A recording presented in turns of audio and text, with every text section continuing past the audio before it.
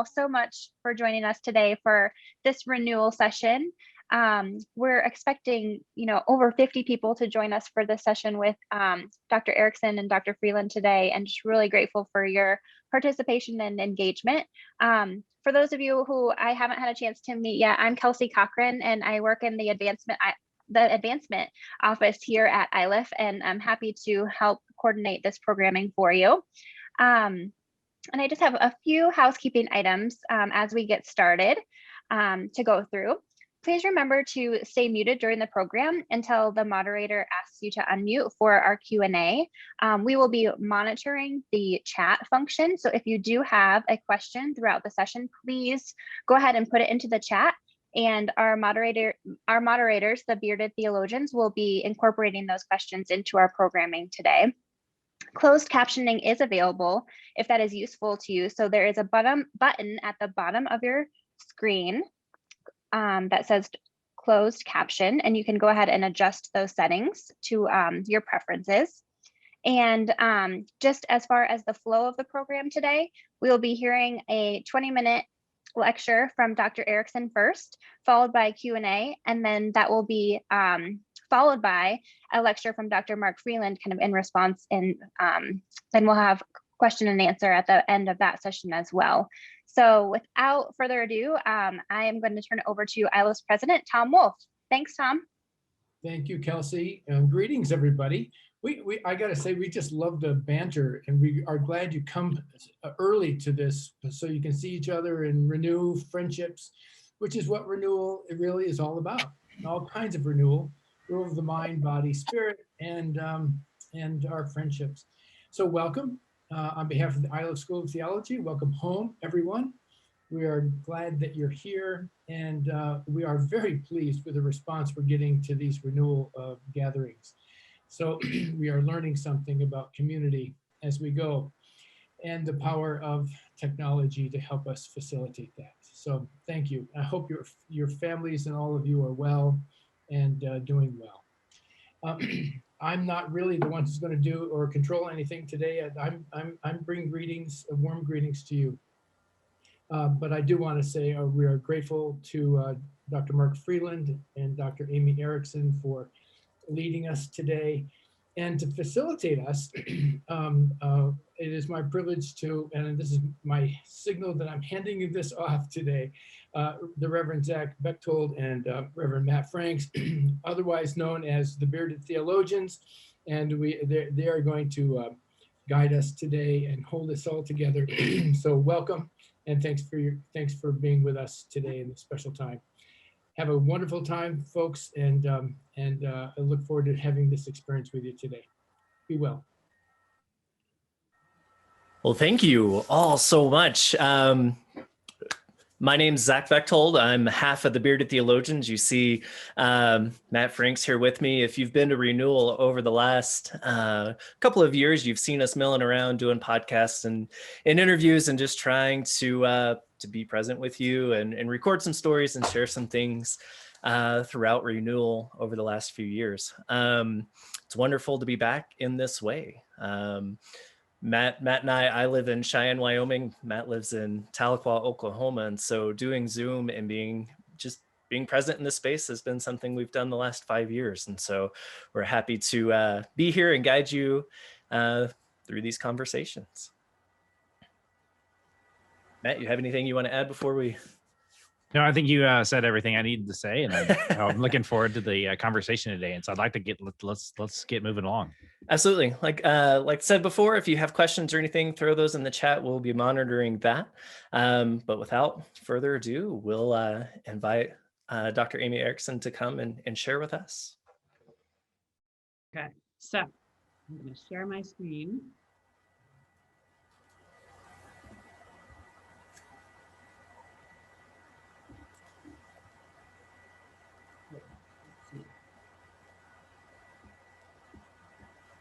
Ooh. Ooh. Is it working? Yes. Yay. Okay. All these things happening at once is a little stressful. Okay, we'll do our best. Okay, so it's great to see everybody. The energy is so intensely positive. It makes me really, really happy. So today, our topic, of course, is environmental justice. So perhaps it comes as a surprise that one of ILIF's resident Hebrew Bible scholars is speaking on the topic. Because although maybe not so much at ILIF, but certainly out in the world, there's an assumption that the Bible is not only aligned and allied with the colonialist project and represents white Western ways of thinking, but is even responsible for the environmental crisis we're facing. Now, don't get me wrong, the Bible has been used in some intensely destructive ways, and it includes any number of texts we can and indeed should call out for being patriarchal, violent, conquest supporting, anthropocentric, I could go on and on. But today, I actually hope to show you that the Hebrew Bible might be more of an ally than an enemy in the fight for environmental justice. Not because I want to sweep these problems under the rug, but because I hope to show that within the Hebrew scriptures, there actually are resources for thinking productively and positively about environmental justice.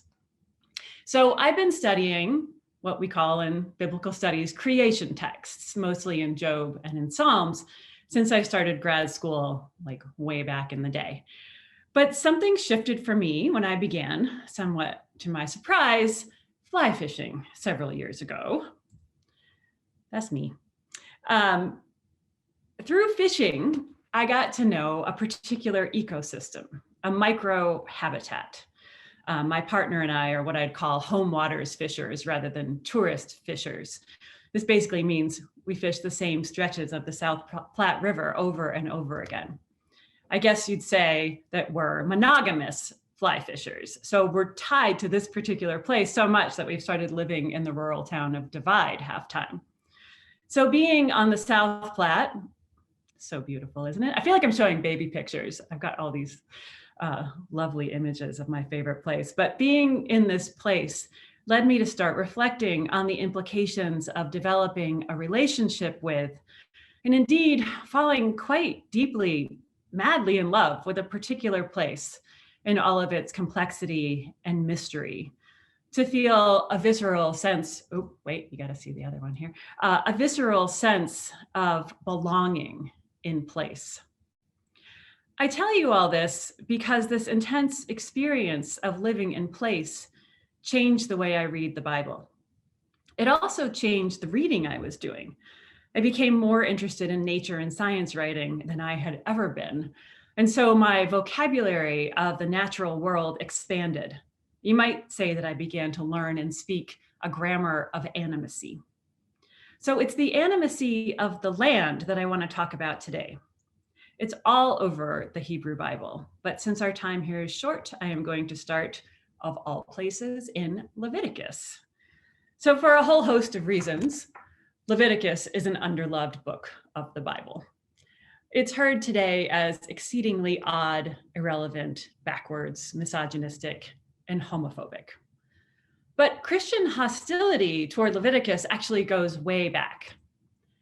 As Jonathan Morgan notes, Christian scholars, naturally governed by their own doctrinal interests, God, man, sin, creation, that is, theological and metaphysical abstractions, have tended to easily reject the realia of Judaism, and in particular, its traditional concentration on land. Because of this concentration on the land, and on account of its radically embodied vision of communal wholeness, Leviticus has actually been catching the eye of womanist and ecologically minded scholars. Who knew, right? Even a superficial look at texts featuring land in Leviticus will lead us to conclude that land is not an inanimate object, nor an inert source of food. The land, among other things, is said to rest, give, mourn, vomit, devour, and whore. So what I want to point to today is the animacy of the land, emphasizing the social and relational aspects of her being. I'm using feminine pronouns because if I'm going to talk about the animacy of the land, I can't very well use it as an appropriate pronoun. And in the Hebrew Bible, the word eretz, earth, is feminine. So I've decided to just embrace the feminine singular pronoun here. So The argument driving my talk today is that land in Leviticus is volatile and commotion causing. It bristles, morphs, and causes metamorphosis. So this fabulous language comes from two different nature writers, Robert McFarlane and Nan Shepherd. But the land is not autonomous. Rather, land appears as a living being who has a relationship to Yahweh, a relationship that both encompasses and exceeds her relationship to Israel. Indeed, the land is depicted as a constituent and essential part of Israelite identity, in that the land, Israel, and Yahweh are continually and reciprocally bringing one another into existence. So let's jump into the texts. Leviticus chapters 17 to 26, often referred to as the Holiness Code, in this material, foremost on the list of obligations to Yahweh is rest. So we've got Leviticus 25 here.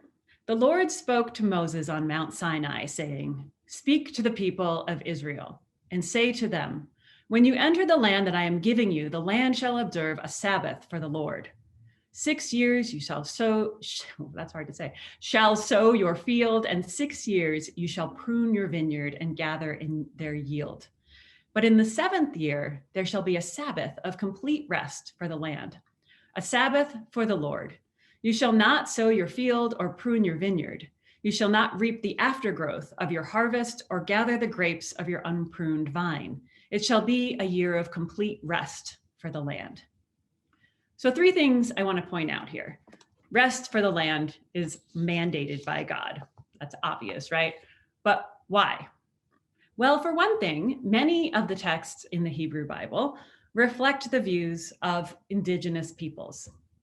What do I mean by indigenous peoples? I'll just quickly reference Amnesty International's definition here. We're talking about people who have a special relationship with the land on which they have lived for generations.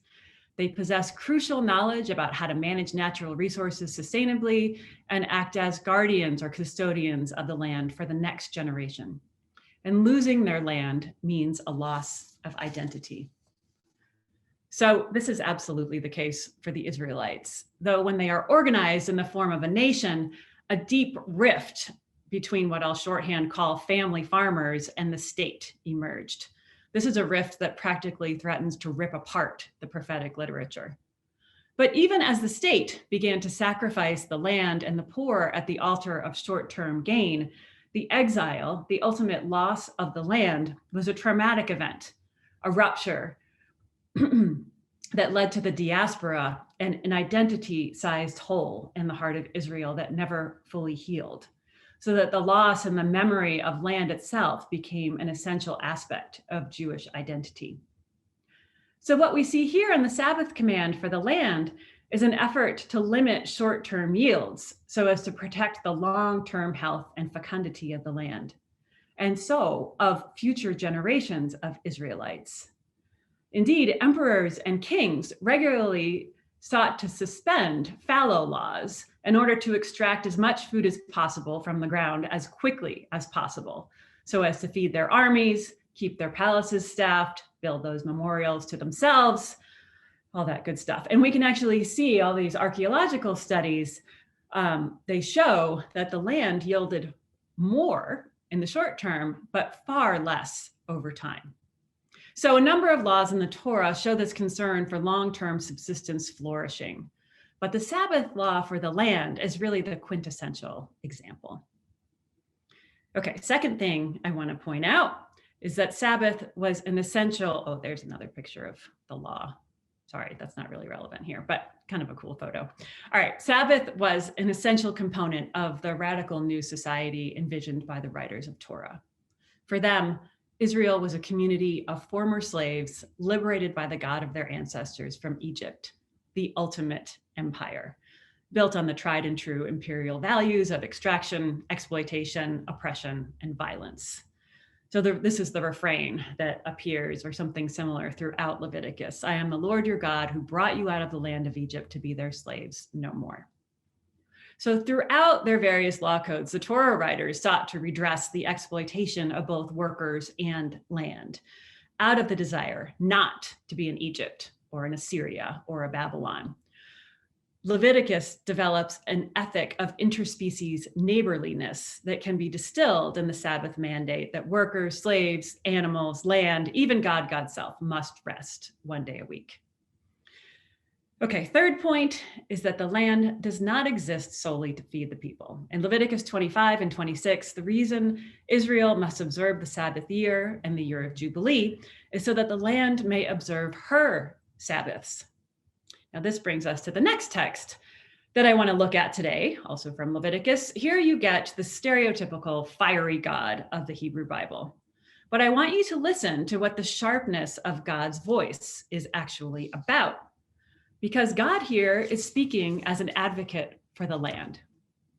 But if, despite this, you disobey me and continue hostile to me, I will continue hostile to you in fury. And you I will scatter among the nations, and I will unsheathe the sword against you. Your land shall be a desolation, and your cities a waste. Then the land will enjoy her Sabbaths. All the days she lies desolate, and you are in the land of your enemies. Then the land will delight in her Sabbaths. All the days she lies desolate, she will rest. The rest she did not rest during your Sabbaths when you rested upon her. So if the people refuse to allow the land to take her regular rest, the people will be exiled from the land, not only as a punishment for obedience, but so that the land can catch up on and enjoy her Sabbath rest. So we see here an acknowledgement of the land's limits, her integrity, her fragility, and even her desires. Now, if the people honor the land and respect her limits and needs, they will experience shalom. So this is just this gorgeous passage. I'll skip a little bit here so that I can pay attention to time. But if you follow my statutes and keep my commandments and observe them faithfully, I will give you your rains and their season. And the land shall give her produce, and the trees of the field shall give their fruit. Your threshing shall overtake the vintage, and the vintage shall overtake the sowing. You shall eat your bread to the full and live securely in your land. And I will grant shalom in the land, and you shall take rest, and no one shall make you afraid. And I will walk among you and will be your God, and you shall be my people. I am the Lord your God, who brought you out of the land of Egypt to be their slaves no more. I have broken the bars of your yoke and made you walk erect. So pay attention to the terminology of land and trees giving their fruit here. The verb to give implies that the ground and trees act with generosity toward the people when they provide food that will sustain them. The botanist Robin Wall Kimmerer, who's achieved quite a bit of fame, apparently, uses the language of gift to talk about our responsibility to earth. She writes, in the teachings of my Potawatomi ancestors, responsibilities and gifts are understood as two sides of the same coin. The possession of a gift is coupled with a duty to use it for the benefit of all. So when we ask ourselves, what is our responsibility to the earth? We are also asking, what is our gift? Wall Kimmerer posits that our gift as human beings is gratitude. Gratitude propels the recognition of the personhood of all beings and challenges the fallacy of human exceptionalism, the idea that we are somehow better, more deserving of the wealth and services of the earth than other species. She goes on to say that indigenous story traditions are full of cautionary tales about the failure of gratitude. When people forget to honor the gift, the consequences are always material as well as spiritual. So if you're familiar with the Hebrew Bible at all, you know that it's full of cautionary tales about the people's failure to show gratitude. In the Hebrew Bible, it's also framed as a failure to recognize the limits that God has placed on Israel's behavior, but also as a failure of gratitude to God for bringing them out of the house of bondage and to the land flowing with milk and honey, which generously provides. Indeed, Leviticus 26 contains a promise of gift and enoughness that we know is not going to end well, because we know the end of the story. The gift of the land, the gift of Torah to guide the people toward living well together and with the land, it's all there. The limits and the conditions, the daily practices of enoughness that think painstakingly about what it means, practically speaking, to honor the trees, the animals, the community of Israelites and sojourners, the holiness of the land. It's all laid out in text after text. But of course, as humans tend to do, they get off track, distracted, fearful, greedy. This is the theme of the Garden of Eden story. The humans are given a paradise, and it's not enough. So Leviticus 18, oh, there they are, the original couple. Leviticus 18 reads, "Do not make yourself unclean by means of all these things, for by these the peoples became unclean, whom I am sending out before you. The earth was unclean, and I visited its iniquity upon it, and the earth vomited out its inhabitants. But you are to keep my ordinances and my judgments, and not do any of these abominations, so that the land does not vomit you out when you make it unclean, just as it vomited out the people who were before you." That's kind of awesome Hebrew Bible stuff right there. But the land in Leviticus is giving, but not indulgent. This is no giving tree, no self-sacrificing mother who merely grieves when her thoughtless child ruthlessly cuts her down and reduces her to serving as his stool. Land here is more like what the Indian novelist Amitav Ghosh describes in The Great Derangement, where earth reveals itself as both acutely vulnerable and restlessly lively, even vengeful. Respect and honor is due the land. Indeed, something readers of Genesis 2 tend to miss is that the earth creature, the Adam, is made from the land, the Adamah, and made to serve the land. The implication being that the land is the master, not the human. So in his really quite majestic book called Arctic Dreams, Barry Lopez talks about Eskimo peoples and the ways they recognize and submit to the power of the land. This way of living in place results in a fundamental lack of separation between land, animal, and human. Lopez writes, Eskimos, and he talks about how this idea that Eskimos have a difficult time grasping is the depersonalization of relationships with human and animal members of our communities.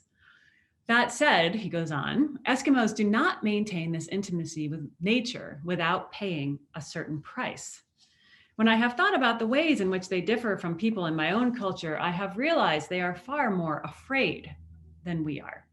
They are afraid because they accept fully what is violent and tragic in nature.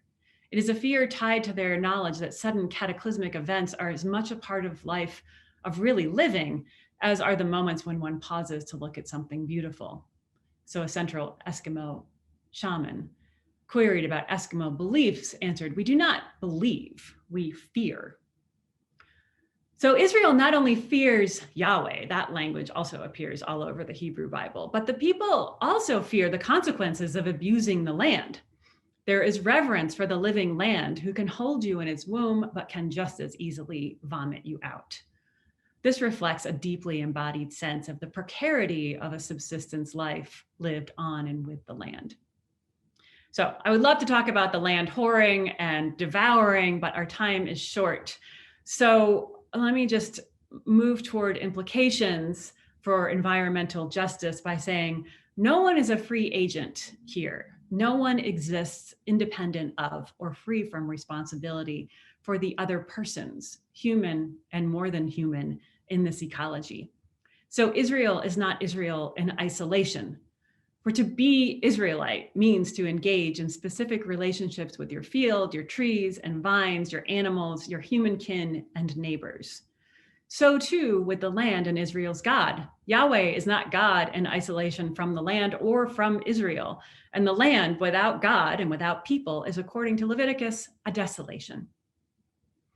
So moving now toward environmental justice and the implications. Melissa K. Nelson is an indigenous ecologist who says, the dominant worldview of conquest and greed must be transmuted to one of kinship, reciprocity, and generosity if we are to survive and thrive as human beings on a living earth. Now, the Hebrew Bible contains both of these worldviews or consciousnesses, right? There's a conquest consciousness, clearly, and there's a kinship consciousness. Sometimes they're set in tension and sometimes they overlap. So today, as a way to pull on a thread in the Judeo-Christian traditions that I think has been largely forgotten or unseen, I've highlighted the idea of relationship or kinship with land. That said, I'm not positive kinship is the best word to describe the way Leviticus understands the Israelites' relationship with the land, or at least I need to define that term in a way that does justice to the biblical material. So when I say kin, I think first of my kind, compassionate aunts. But the land in Leviticus is much surlier and much more demanding, maybe more like your crazy uncle who gets drunk at Christmas dinner and also brings the best presents. But this land is, after all, a particular land, namely the rain-dependent highlands of ancient Canaan, where the fields were steep, the soil was rocky, and where the word drought was pretty much invented. The land could be generous, this particular land could be generous, but it was also needy and sensitive and extraordinarily testy. That angry God people think of when they think about the Hebrew Bible, I wonder if it emerged from the irascible land, but that's a talk for another day. My point is simply that the covenants that bind land, God, and the people, while inherently relational, place these persons in hierarchical relationships, whereby Israel is subject to God and to the land. So if kinship implies the absence of hierarchy, then it's the wrong term. So while the category indigeneity has been productive for thinking about land in Leviticus, at least for me, the Hebrew Bible and the diverse literatures within it has its own particular worldviews that need to be appreciated. And that might serve as a reminder to us to attend to relationships, our own relationships, to the particular land we live with, the land we have currently been permitted to rest on, to get to know her limits and to engage reciprocally with her, enjoying and recognizing her gifts and giving those gifts back. Right now, because we habitually think and behave as if land and trees and rivers are inert objects or resources, our sense of self is devastatingly incomplete. We are lesser, greedier, crueler persons without relationships with creatures and forces, relationships that enable us to perceive those wider webs of connection and relationality at work in the world and within us. So I wonder if living relationally, reciprocally, and gratefully, even fearfully with the land and with a particular place, has the potential to expand us as persons, to lead us to become fuller, wider, more generous and responsible versions of ourselves. I'm not certain what this kind of living and thinking will get us in terms of justice. Indeed, I kind of want to resist that means and thinking, but I do believe that if we live relationally and humbly with the land, there will be material, socioeconomic, and political consequences. Thank you.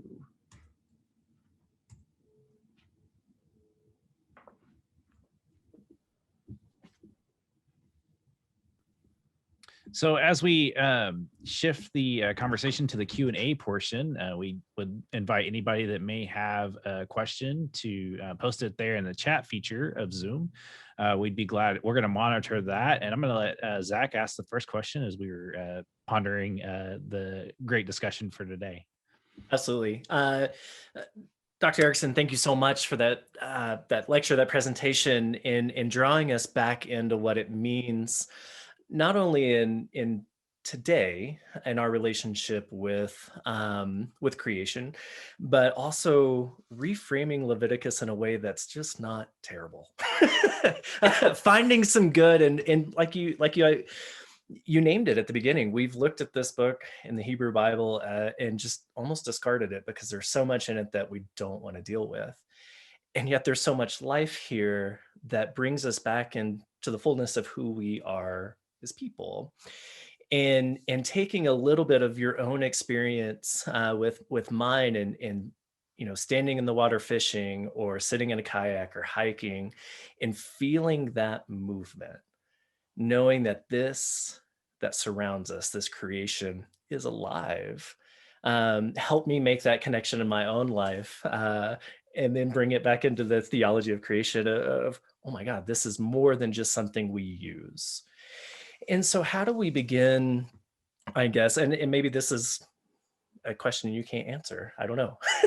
But how do we begin to maybe it's a softball, right? But how do we begin to reconnect in this way and see the fullness of creation by reading the text in the Hebrew Bible? How do we reclaim that, if you will? Well, I mean, I feel like for me, there's this process that happens whereby I'm reading closely, I'm reading carefully. I am constantly informed by new things that I read, new conversations that I have, by the questions that my students bring to my classes. And so I'm always attending to the text anew. And that feels similar to my relationship to the natural world, especially a place I know well. So there's something about tourism or travel that makes it really difficult for me to deeply get to know and become intimate with a place. And I kind of see a lot of parallels between the way I interact with the text and the way I interact with place. So that careful looking, so when I first started fishing, my partner, who also teaches at Iliff, Professor Kennard, he's been a mad fisher since he was a little kid. But so we first went out fishing and I was like, what am I supposed to do? I've got to stand in the water, look at the birds. Oh my God, there's an eagle, so great. And he's like, you got to watch the indicator, which, if you're regular fishing and not fly fishing, that's a bobber. So I'm like, I'm supposed to sit here and watch this little plastic thing on the water. There's all this gorgeousness surrounding me. And he's like, yeah, that's fishing. Otherwise you won't catch any fish.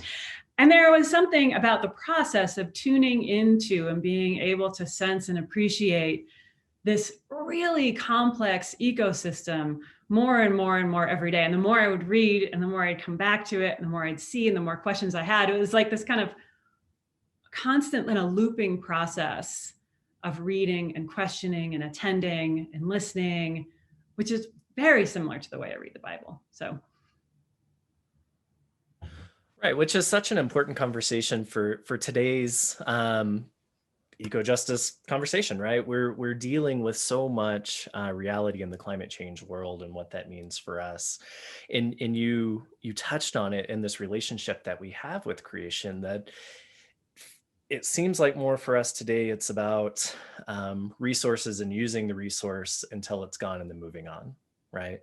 And Leviticus points back to this mandate from God saying, hey, no, this is what you have, and you're in relationship with it.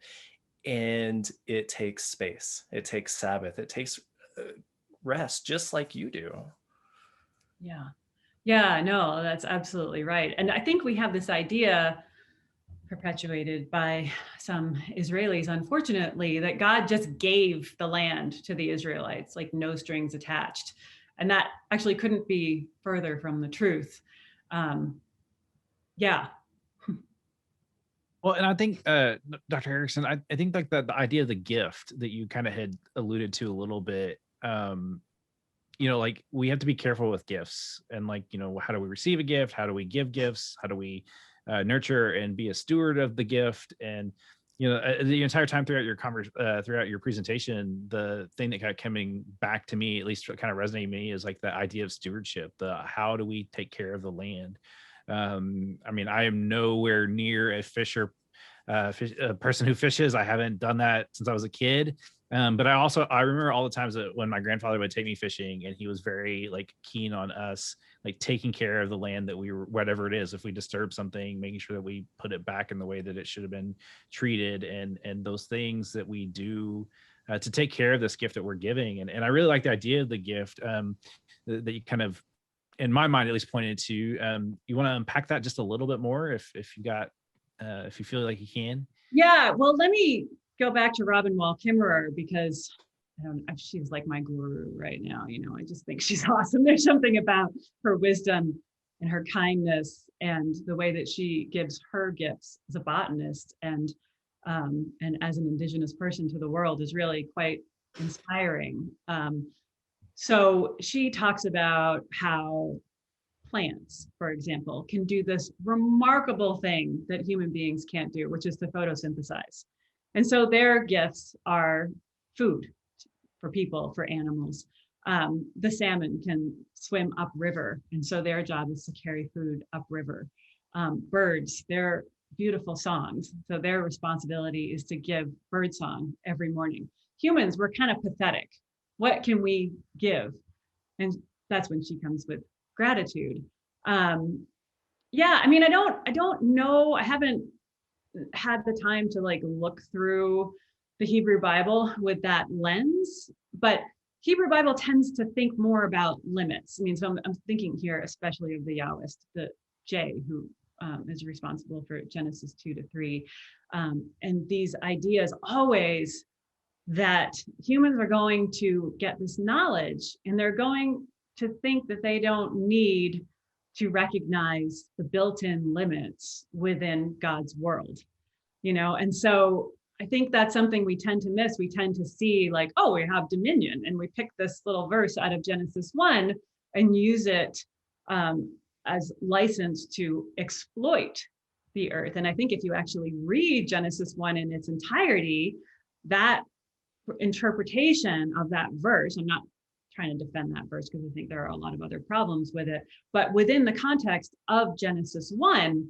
it's insane to think that God would go through the trouble of creating each of these pristine habitats for the flying creatures, for the swimming creatures, for the plants, and then say, go ahead, humans, do whatever the hell you want with it, mess it up, exploit it, extract every resource you possibly can from it.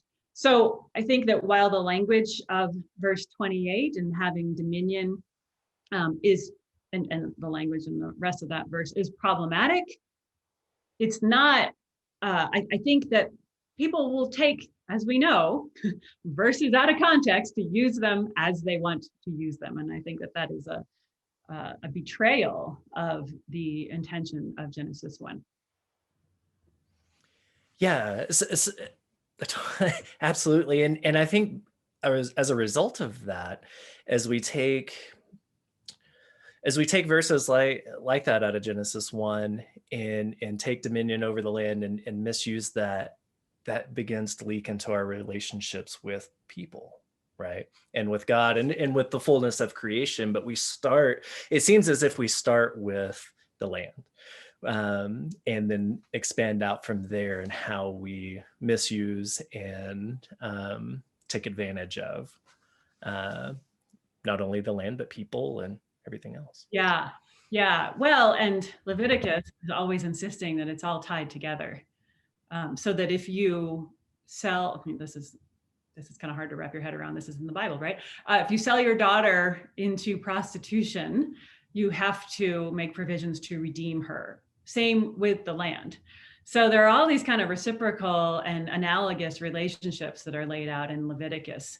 The other thing I want to say about Genesis 1, because I know that this is the text that everybody thinks about when they think about environmental ethic or environmental justice. And it is a double-edged sword in a lot of ways. And part of me wonders, because I thought about this a lot, if there's a bit of an imperial consciousness that has leaked into Genesis 1. So all of you who took Intro to Hebrew Bible know that we read Genesis 1 in conversation with the Enuma Elish, which is the creation story of the Babylonian Empire. And Genesis 1 seems to be saying, no, Yahweh is actually the God of all, the chief God, the top dog, not Marduk. And I wonder if some of this desire to democratize Yahweh's rule, Yahweh's dominion in human beings, I wonder if it's just sort of absorbed some of that imperial consciousness, so that the concern is to present Yahweh's sovereignty more than it is to talk about how creation is knit together. It's not an easy text. No, but if we begin to deconstruct that, we can justify the misuse and just the complete destroyal of resources in what is the land for our own benefit. But if we can deconstruct it and get away from it, you know, that it's not knit together in us, that it's not with us, then we can justify misusing it. Yeah. And, you know, Dr. Erickson, you know, I want to thank you for your time. Like, this is something I know, like I was, you know, the amount of notes I have right now, I'd love to spend all day talking to you about this stuff, but we only have a short amount of time today. And so I want to thank you for your time. And we may come back to, we've had a couple of questions come across the chat feature, and we may come back to you at the end if we have more time. And we thank you for your time today. And so we're going to now transition to Dr. Mark Freeland, who is the Assistant Professor of American Indian Studies at and American Studies Program Coordinator at South Dakota State University. And he is the first Tinker Visiting Professor for both the 2020 and 2021 and the 2019 and 2020 academic years. He regularly teaches at ILIF courses during the summer and mentors students and offers public education programs during the fall and winter quarters. You can find out more about him and his work in his recent book out in December of 2020. And I'm sure they'll have a link to that in the in the information that you're given. But at this time, we welcome Dr. Mark Freeland at this time. Chimigwech, thank you. I appreciate the introduction. So I will roll on as I kind of fumble through getting my own PowerPoint set up and such. So I think I have sharing options here.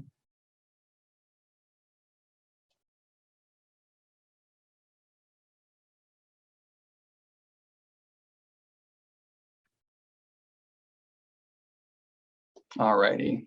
All right, everybody see that okay? I'm always unknown doing this. I have to do it all the time teaching, and it seems like I should be more confident in this by now, but apparently I'm not. So Chimigwechinen, it's good to be with you all today. So Bujunuenagan, Makwanindudam, Makanakong and Dunjiba. So hello, my relatives. Bear is my clan, Makwanindudam, and Makanakong and the Turtles Back is where I'm from. There's quite a bit I would like to say to follow up on Dr. Erickson's talk, particularly in this piece on animacy, as I think there are some really particularly important things that we can talk about there around land and the role of life, right? So my language, Anishinaabemowin, we literally have this gigantic category of animacy built into the language, which makes it really, really hard to talk when you don't learn a first language. But anyway, more to come, hopefully in the follow-up in the Q&A as we negotiate through this. So Makwagizes Baju, it is bare moon right now, and that's particularly important for us. So for us as Anishinaabeg, we have the moon is a recognition of the renewal and regeneration of what's happening within our communities right now. So we don't follow, obviously, this Gregorian calendar. We have these lunar cycles, among other temporal cycles, which I'm going to talk about today, regarding the logics of renewal and regeneration and how that functions in relationship to land and life. So right now, what has been finishing up actually is the bear cubs are being born in the dens. And that's a particularly important time period, right? So in that period, it's when we turn our gaze, our attention away from the purification of the bone of the winter, and we look towards the upcoming flourishing and get ourselves ready for that responsibility to participate with our relatives as we go through the different processes and what we have upcoming of sugar bushing, making maple syrup, gatherings of people, spring fish runs, and eventually a flowering of plants and a birthing of more of our relatives. So this season is of annual regeneration of life and a responsibility to participate as a good relative within all that.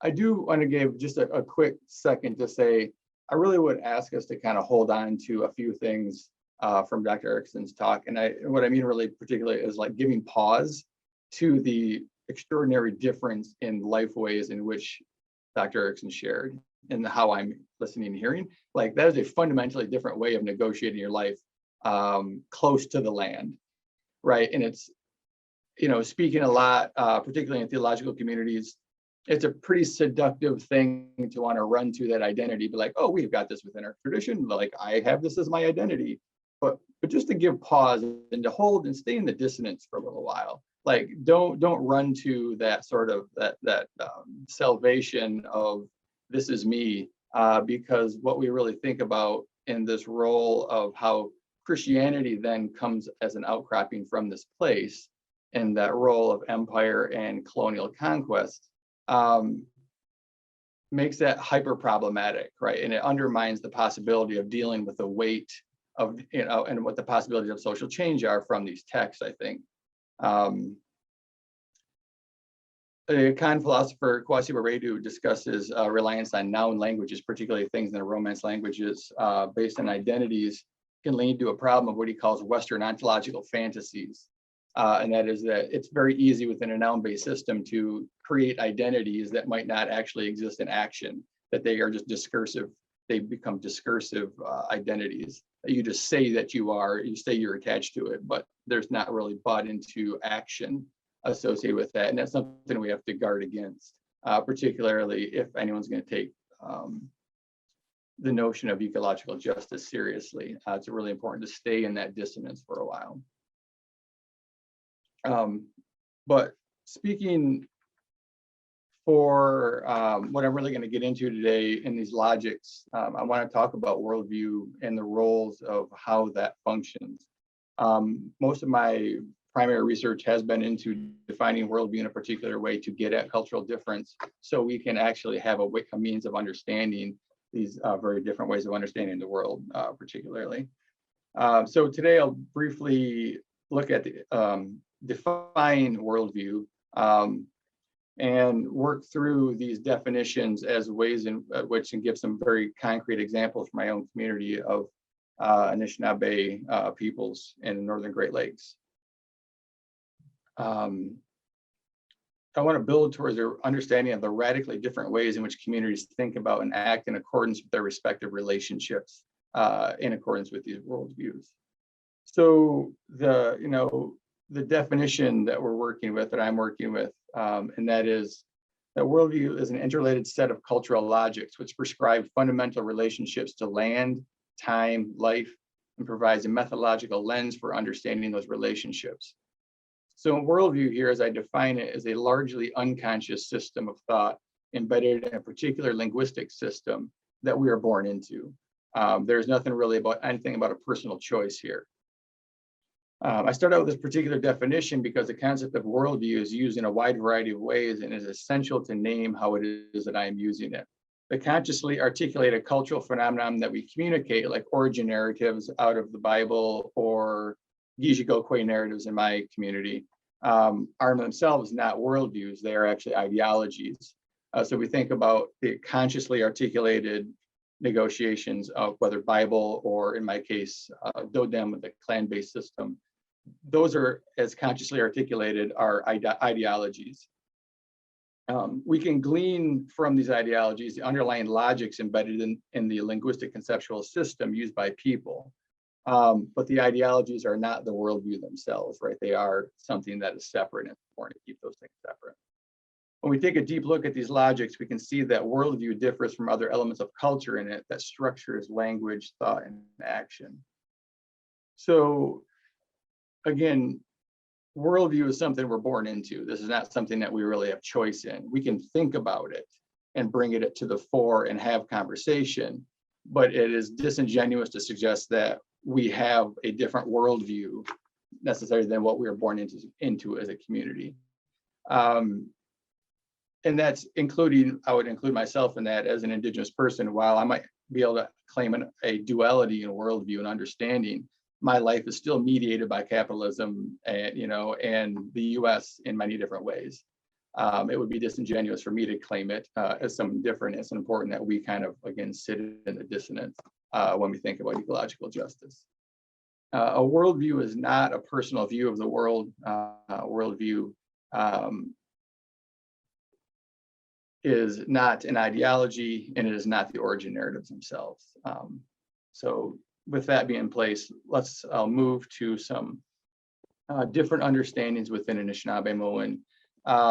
As a side note, Dr. Walkimmer, the botanist, she is also Anishinaabe, speaking Potawatomi or Potawatomi, from the Citizen Potawatomi Nation. They were removed actually, and they spent time in Kansas and then Oklahoma in that process. So they've been in that diaspora, if you will, for quite some time. But the language pieces are particularly crucial as we get into these possibilities. So as we move, we can get into some very different understandings of these ideas of renewal. So if we think about what does it mean to renew, so we'll move towards a guided tour, if you will, of Anishinaabe logics of renewal and regeneration with the discussion of cyclical time. I started out by discussing briefly the moon and the seasons of renewal for us, embedded in Makwa-Gizis. This is an annual ceremonial cycle that regenerates during this period as marked by this full moon. And we go full moon to full moon. Not everybody does that. Some people go new moon to new moon. To think about this temporal period of Dibaka-Gizis, or the night sun, A.I. Hollowell talks about the role of what this time period means. And he makes an important distinction, is that for us, the moon is not a marking of continuous time. It is a recurring event. And I just want to repeat that just to sit in it for a minute. The moon is not a marking of continuous time. It is a recurring event. It is the same place that we are in. And here we can see the starting of a really grounded spatial relationship, of an intimate relationship to a localized place. That time, we're not going anywhere. There's no telos embedded in some sort of purpose. We are grounded in place primarily, and that is what guides these ideas of cycles. This relationship to the moon, Dibaka-Gizis, and other celestial phenomena is complex and deserves further attention. So Gizis actually, in and of itself, means the sun.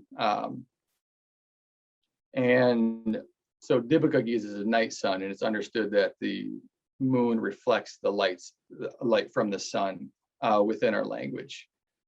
So the relationship to the moon and other celestial phenomena is very, very complex. There's another category that we have here that we have to pay attention to as the Wabe, or the stars. And so we get into star knowledge and this really important negotiation of looking up. And as we think about spatiality, when we are communicating with our relatives, we have this spatiality that is primary lateral, right? So we are communicating with our relatives here on this plane to the north, south, east, and west. And while there is an above, there is no understanding of heaven or God, even in the sense of being above. What is above is the star world, is a different way of thinking about the world, that there is no God concept and there is no heaven complex that we would be thinking about this, and there's certainly no hell. Below us is Mazakamakwe, which I'll talk about in a moment, and that is Earth Mother. So when we think about temporal periods, we have the solar cycle daily of the sun running that path from east to west. We have an annual solar cycle of the seasons going all the way around, and these 13 lunar cycles that go on throughout the year, right? You know, the lunar cycles are, you know, as we know, 13 moons doesn't quite add up to 1 year. It is not an accurate temporal period if we're going to be marking seasons, whereas the star knowledge is. So we have to pay attention to those constellations as we go through. So this is a brief map of Anishinaabe star knowledge that we go through just to orient yourself. This in the bottom here, the winter maker, this guy with the really long arms. So the three stars in the belt is the same as Orion, right? So they're very similar star patterns, but they're thought of and conceptualized, and their narratives around them are much different. So when we think about renewal at this period that we're talking about, the Makwa Gizis, we have a shift towards Mishu Piju, and that is this curly tail, and that's just to the right hand of the winter maker, right? So this curly tail guy on the edge, that is Mishu Piju, and that is the underwater panther. And in the sky, so when that rotates up higher into the sky, then we know that this time of renewal and regeneration is coming upon us. The springtime is coming to kind of win. And it is important to pay attention to those pieces, because those pieces are the ones that give an accurate time period. As you know, weather and moons aren't necessarily accurate. So when we move to these summer, the spring seasonal patterns and ceremonial patterns, is star knowledge that helps to guide us. So within this, with the Gizis, Dipika Gizis, and Wabe, we have 3 categories or periods of timekeepers, with the daily solar cycles, the 13 moons, and the seasonal constellations of Mishapiju, Curly Tail, Nine of Push, which is one right up at the top, with the hunter is the guy with the bow and arrow. That is the fall. The moose, excuse me, the summer is the hunter, and the fall is this moose. And then we come back to the winter maker at the bottom. And as we rotate, when they come up highest in the sky, that's when we're under their period, in that periodization temporally. Embedded in this linguistic conceptual system is a clear understanding of cyclical time with these daily solar, moon, and yearly star cycles. They are the particular negotiation of that cyclical time. Nowhere in the system is a structure for counting years or some sort of numbered system of time. While all cultures can recognize both cyclical and chronological time, what makes it a worldview is when it structures thought and action, and when it structures the creation of institutions and mediates our experience, right? So if we think about our annual cycles, this cyclical time mediates, as Anishinaabe people, our ceremonial cycle. There's no counting, there's no waiting, there's no concept of salvation that we're waiting for, or judgment. That just doesn't exist for us, right? Our purpose is to promote and participate within this annual cycle of renewal, renewal ceremonies and regeneration of life and the flourishing of life. That is the entire purpose of our culture and our ceremonial cycle. That's what we negotiate.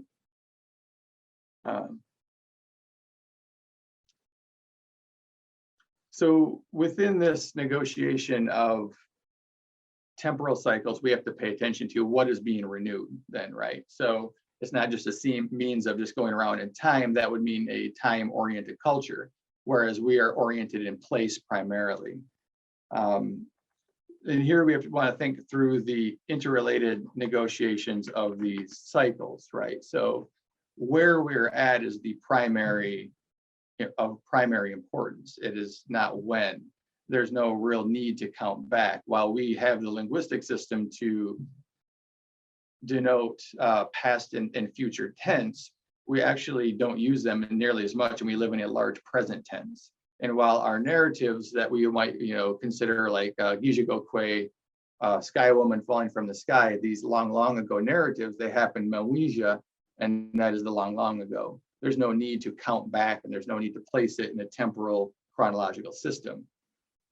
They happened here, that we share the place in which those events happened. That is absolutely crucial, right? So when we think about living in a water world, the Sky Woman falling to a water world, we live in that water world of that she recreated of Makanakon. Makanakang and Danjiba. So the Turtles Back is where I am from. Literally, my great grandmother was from a town called Makanakang, right? It's Turtle Clan people like that. They literally live in the Turtles Back. That's where we are from. That's what we think about. So what's important there ceremonially, when we're in ceremony, there is no chronological distance to cover in communication with our ancestors. And I would ask that you think about that for a second. Like, there's no chronological distance to overcome, right? They didn't happen a long time ago. That doesn't matter. They happen here. They happen in our homelands, and they are available to us through narrative and through ceremony all the time. That is a really, really important phenomenon when we think about what it is to be, that we'll get to kinship in a second. So when we come out of these seasons, have different purposes, right? So coming up Bebon in the winter time of the winter maker is about purification. So annually we go through this cycle of purification. When the snow falls, it gets really cold and things get silent and things happen a lot less, right? The seeds are in the ground waiting, right? We have this idea of waiting. The root systems are holding energy for this next set of life. That the land gets a sense of pause annually through this piece, and at least to slow way down. So Makwa Gizis represents this return of another cycle of regeneration. And our relatives restart their life cycles from energy stored in the seeds, bulbs, roots, bellies, life, and once again moves towards flourishing. This is temporal cycle manifest in life. Each of the names in the Nokomis, the moon, Adipika Gizis, then helps follows his flourishing. So if we think of Ishkagame Gizis, sugar bushing moon. So this is last week. This is my kids in a sugar bush tree. And they got that bucket down there. And so they are up in, this is the early ceremonial cycle. And we follow through Junamabini Gizis, which I'll talk about in a second, and then a suckerfish moon, a Bashka Bagoni Gizis, a blooming moon, so when the flowers are coming out, Odamine Gizis, a strawberry moon, Mean Gizis, the berry moon. So this is my two little kids. This is Violet and Gizis. Gijik at the bottom, right? Gijik, it's the same root morpheme. Gijik is actually cedar. Gijig is day, and Gizis is sun, right? So they have the same root morpheme in all of those things. And they're closely associated. He's got this little, that's actually a raspberry. Mean is actually blueberry, a blueberry moon. And Tumanamonuke Gizis is a ricine moon. We goes off in kind of Augustish. We follow this flourishing cycle of life. So we have this huge push and this giant sucking up of the sun's energy and the sustenance of the earth, taking it in and doing something really good with it. And the sun, of course, is male in our system of thought, and the earth is female, right? So we have that combination of those things. And of course, in these cycles, we move to different things, right? So it's not just all flourishing or some sort of linear progress of flourishing. We turn a corner in the cycle, right? And we come back to setting those seeds and stores of energy. Now, this intentional idea of death. All right, but death isn't a very good way of translating that, because death is kind of a linear thing. You have birth, life, and death, right? But if we're thinking about cycles, scientifically, we can talk about senescence and that role of planned death of one generation as it's setting the seeds for the next generation. It goes through the purification, then it comes up and flourishes again. So we have these times of these different moons then that we pay attention to here with Wabagbag Gizis, leaves turning moon, Benakwe Gizis, leaves falling moon, and Bashka Golden Gizis, the freezing moon here, right? So again, we have Gijik in the falling leaves as you're going through, and with my son Leon, hunting, so the fall is that hunting time, right? So we pay attention to those things in that ceremonial cycle as we in the everyday. And when I say ceremony, we have a kind of a large category of what ceremony entails. Each one of them is not necessarily some sort of moment, but it's ceremony in the everyday.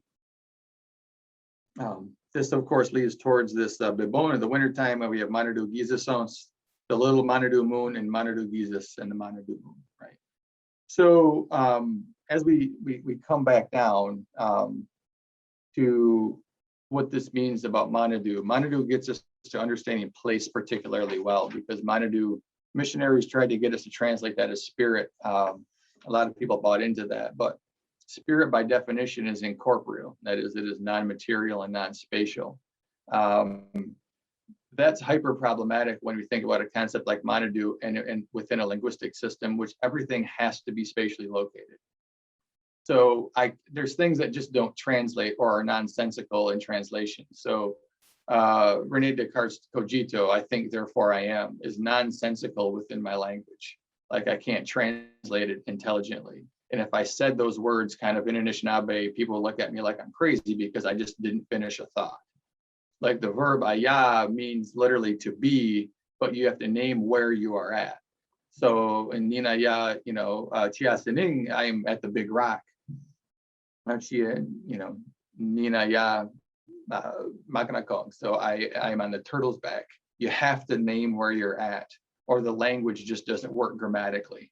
And that is definitely a sign of when we think about these kind of structures of worldview, when it is linguistically embedded at the point of not making sense if it gets out of that. That's what we're talking about with worldview, right? So I refuse to translate Manadu in that sense, other than to say it is, we talk about them other than human beings, but that also doesn't really get at a very, very good. We talk about them following the work of Weredu, quasi-material life energy, that we think about these senses of energy that are around us all the time, and that there are these other than human possibilities that are out there that we can experience, usually in place. If we're talking about Manadu, we're usually talking about place. And that is really, really important, that those places have an embodied energy that we have this concept for, that we are able to pay attention to.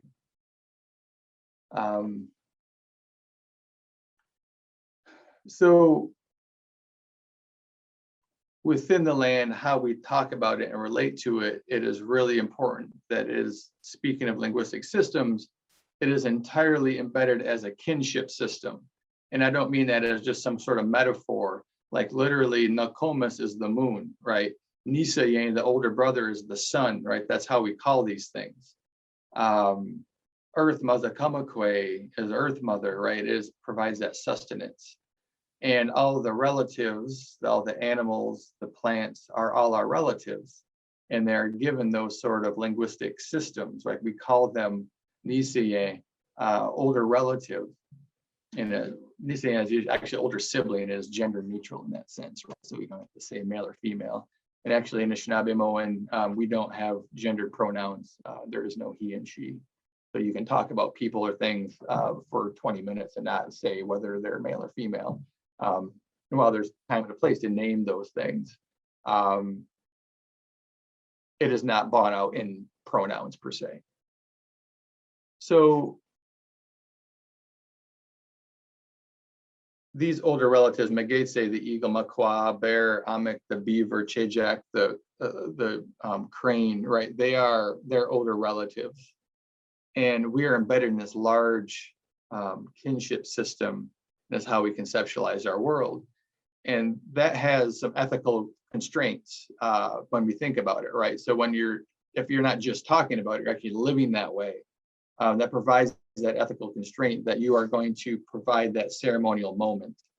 And elsewhere, I've talked about in this book, actually for Tink, I talked about Nandamo in that moment of when you're placing that tobacco down.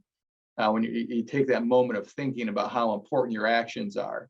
And this is what we're talking about when in this ceremonial cycle of renewal, right? So I took my kids to the sugar bushing trees. We went around and offered tobacco to each one of them, right? Because the folks at the McCrory Gardens here in South Dakota that are doing the tapping right there, they don't have the same sort of relationship we do. So it's kind of our responsibility to go talk to those trees and those maple trees to let them know that we are paying attention. And of course, my daughter goes and hugs all of them, which is just adorable, but also like pretty important that we have those sort of moments that you can go be in relationship. And that's what it means to be in relationship in that part of this regenerative process.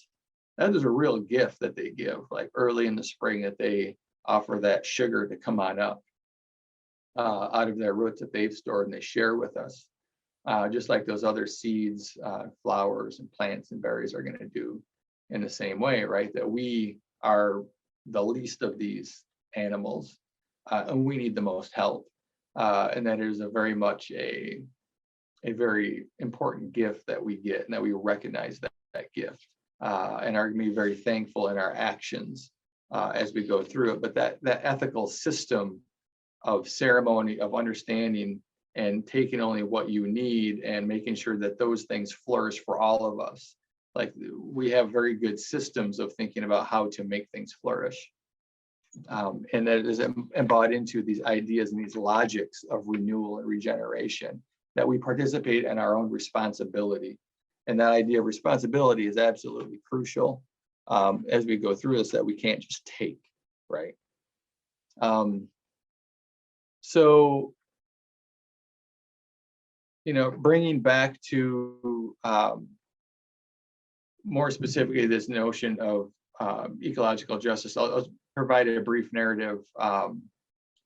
So this Nama Binigisis, so the suckerfish moon, one of my first memories is going up into northern Michigan and I grew up downstate, and going sucker fishing, and it's really, really cold. I was like 5, and there's so many fish at these times, these spring fish runs, that my brother was 10 at the time. He could just reach his hand in the water and grab fish in the night. We have lanterns up, but there's so much flourishing. I mean, that was even a small fraction of flourishing. I mean, people had nets and people had spears, but you didn't need them because there were so many fish up there that when you take care of them, that those fish will return to us in a good way.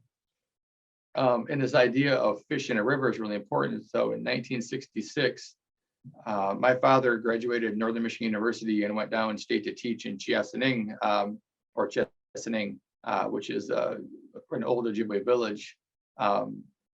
And it was where I grew up, but it's along the Shiawassee River. And in 1966, it was a dead river.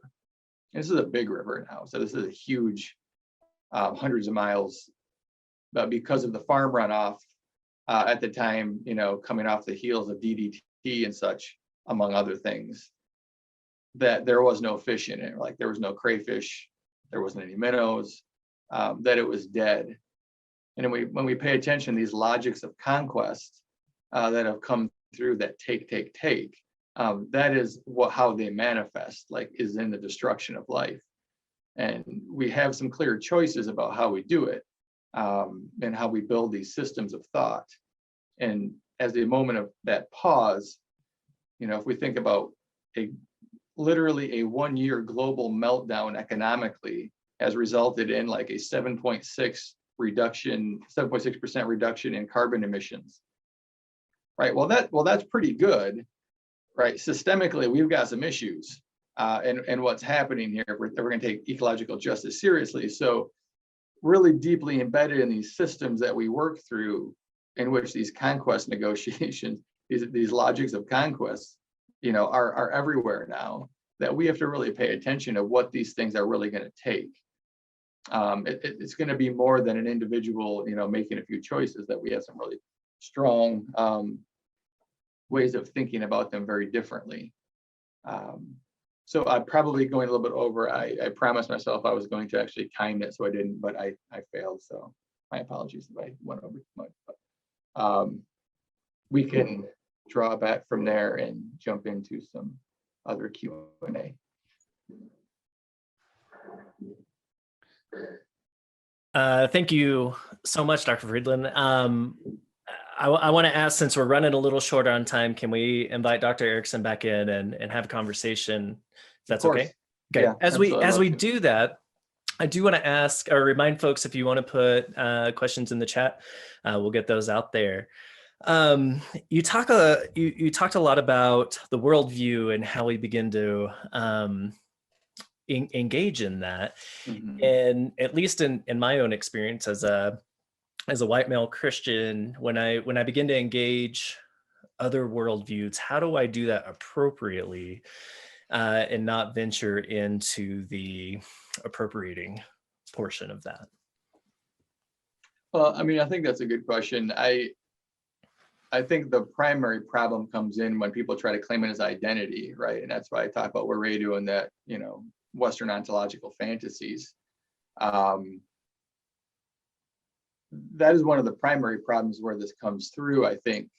I think we can all learn from one another, and that's never been an issue.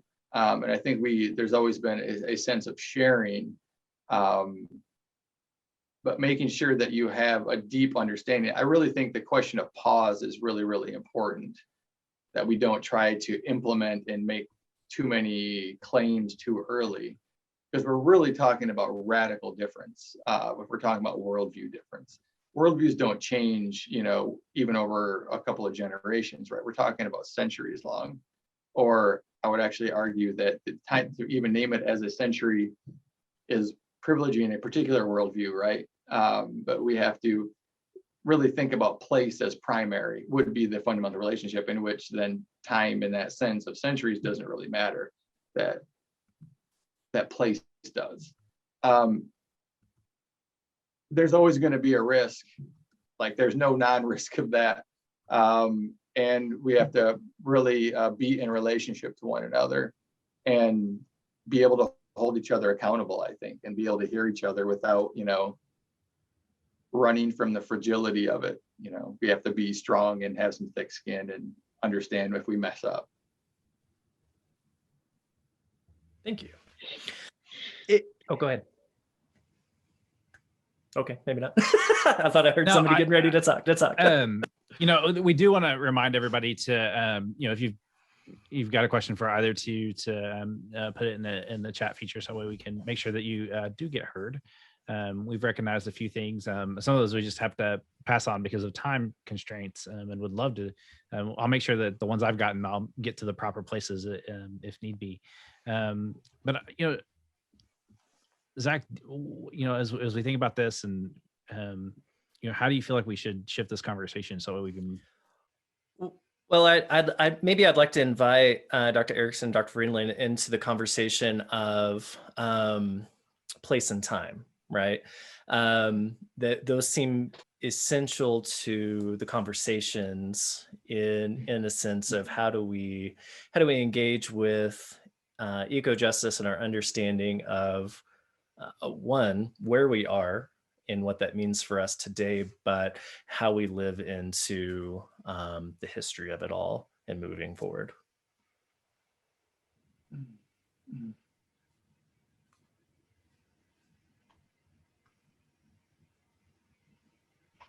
Not everybody at once now. Go ahead, Amy. I want to give Mark space because he hasn't answered field questions. Yeah. Can you say that one more time? I want to make sure I'm getting it right. Of course. You talked a lot about the importance of place as opposed to time, which seems to be both seem to be very important to the conversation on either end. So expanding on how that conversation goes together. Yeah. I mean, this is one of the fundamental challenges, right? So, I mean, Vine Deloria talks about this. You know, he's got this piece in Light of Reverence where he hears exasperation in his voice in this video where he's talking about like trying to get people to understand, you know, the necessity that a place needs time of its own. It's so hard. Like that's just such a foreign concept to most of us as we think through kind of these colonial logics that we're taught, and you know, particularly the time-based, right? It's really important to think about what connection to particular places looks like. I mean, as part of the Christian narrative has been disconnected from place. I mean, there's just no doubt about that. It's not that it's completely disconnected. There are these kind of remnants, but you know, listening to Leviticus, I mean, that's people, they don't have a choice. Like their crops and their system is going to work or they're going to struggle. That's it, right? That's just the basic. They don't have the same sort of out. So that sort of reliance and relationship takes on that importance. And I think Indigenous people in the same way, one of the I guess one of the differences I would suggest is the flourishing side of things. Like drought wasn't really a thing. I'm sure it happened now and again, but over long periods of time. So, you know, I have a picture up of around Great Lakes, like water wasn't an issue. Like the issue that we have with the water is too much. And that's kind of the danger of Machu Picchu that we're reminded of in the other water path is like crossing ice when ice is melting in the spring is pretty dangerous. And the possibility of ice dams and flooding is pretty dangerous during this time. So you really have to be careful. This isn't, you know, like, you know, some sort of, you know, wonderful walk in a warm, you know, snow crust, right? It's pretty dangerous, then you have to pay attention to it. But it's also very beautiful. The idea of flourishing really comes through here. And I always like to challenge these ideas. And it's important if you think about the relationship to land for indigenous people. In large part of, and much of North America we get these ideas of survival get projected onto us.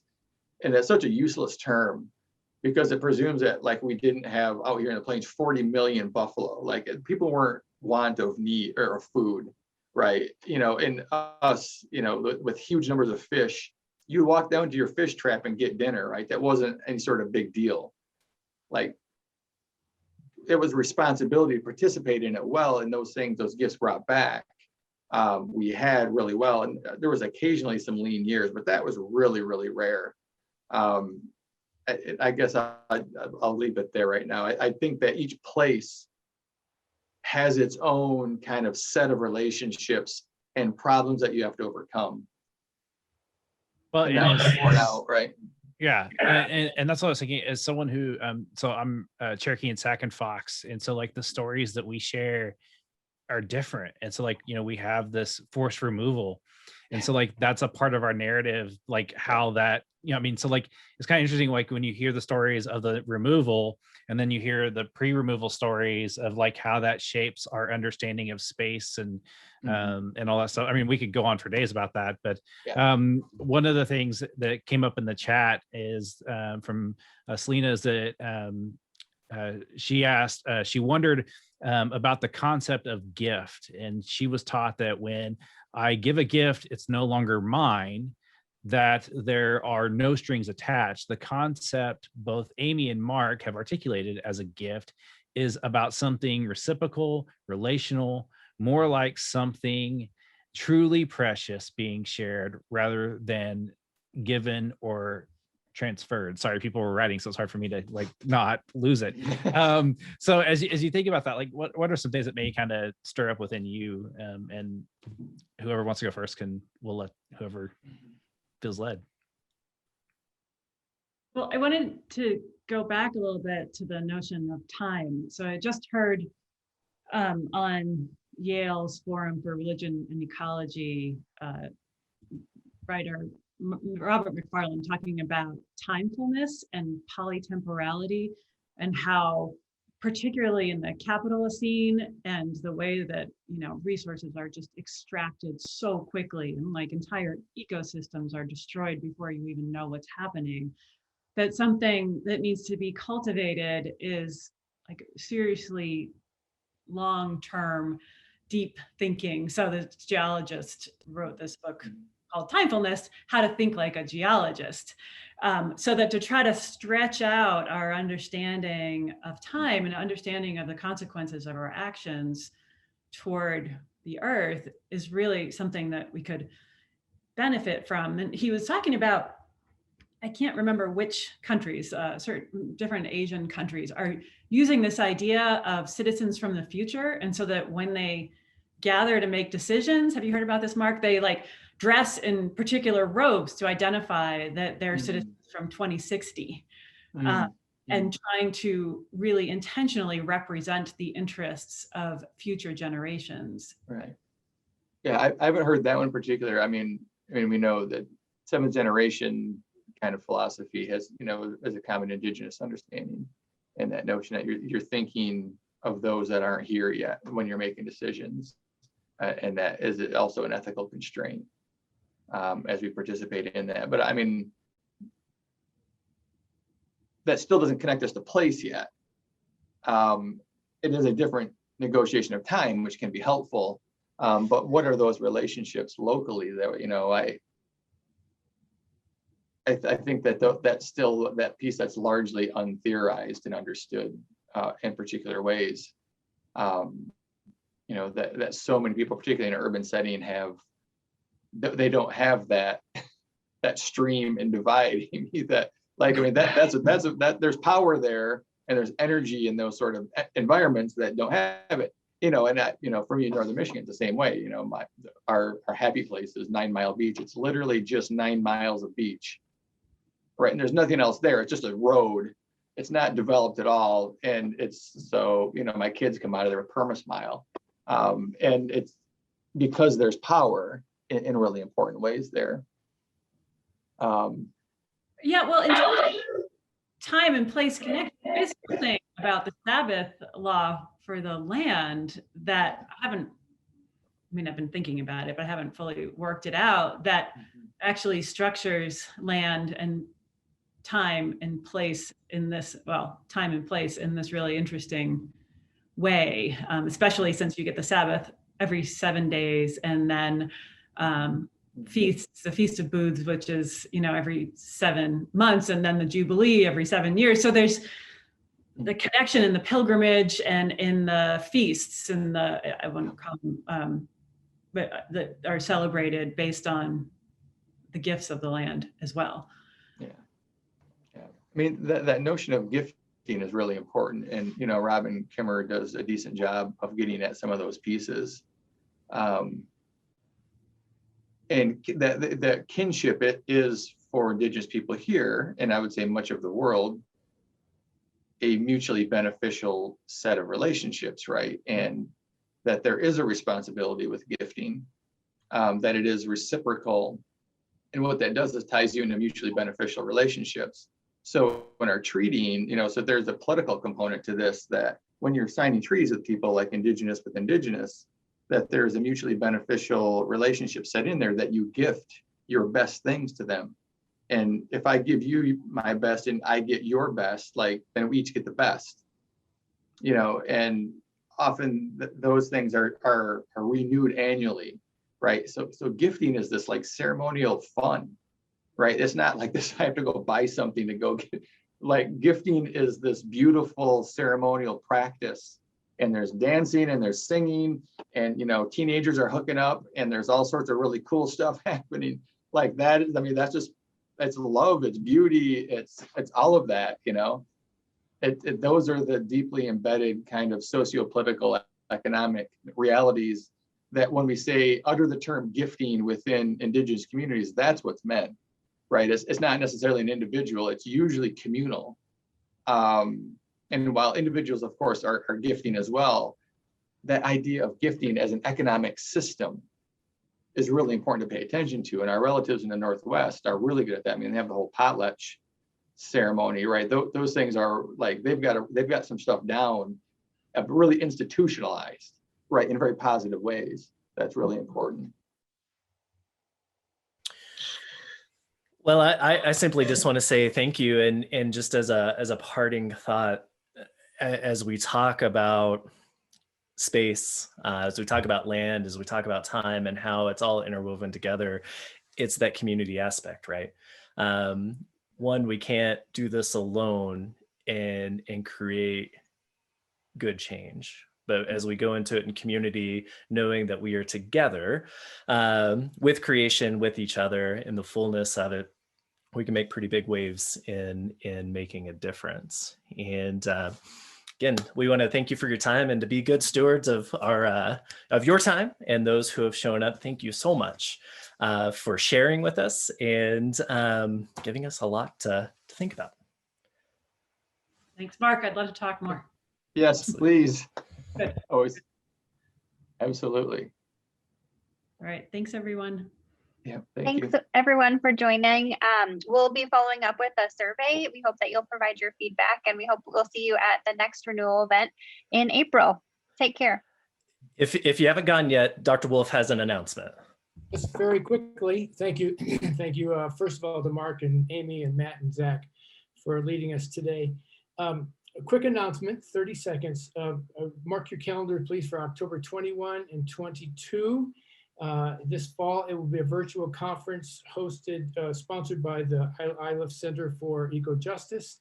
And the title of the conference is Shifting Climates, Shifting People. Mark your calendars. We'll see you then, if not before. Thanks. Bye, everybody.